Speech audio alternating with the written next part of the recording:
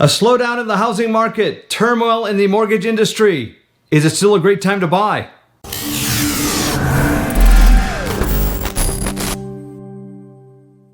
Well, that is the question, and some of the factors that are slowing down our market would be unemployment, also people wondering if they're going to have jobs. Also, buyers don't want to go into strangers' homes, and sellers don't want strangers in their homes. But another factor is the turmoil in the mortgage industry. But Tara, how much of that is a factor?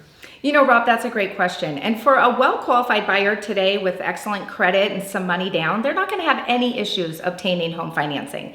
But for those individuals who have a low credit score or are looking to put a small amount of money down, our market's changing, and certainly it could be more challenging for them to obtain home financing. So for those families, it's important, Rob, for them to start early. They really need to be consulting with a lender, figuring out what loan programs are still available in today's market. I had just a couple people yesterday where we really need to raise their credit score about 20 to 40 points before they're ready to buy again. Whereas prior to this coronavirus, that wasn't an issue. So I think the moral of the story is, Rob, if you're interested in purchasing a home, the more money that you have to put towards the transaction and the greater your credit and job security, the better off you're going to be.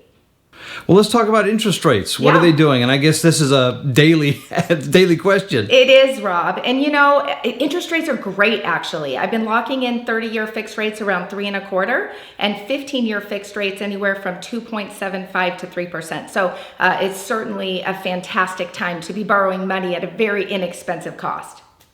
Well, it seems like it hasn't changed much since before the pandemic. Yeah, I think the biggest thing that's changed, Rob, is actually for these buyers out there. Prior to the pandemic, we had a real shortage of inventory. And even if you were putting 20% down and had excellent credit, that was no guarantee that your offer was going to be accepted. So with just a little bit more of inventory on the market, I think buyers are having greater success in being able to find a home. A little bit more inventory means a little bit more options, and then also better negotiating power. Exactly. And we touched upon this last week, but the iBuyer industry, those iBuyers are completely out of the game, which is incredible. Yes, and I think that's one of the pieces of inventory that we're seeing coming back to the marketplace. So the idea of the quick cash offer is not available like it had been.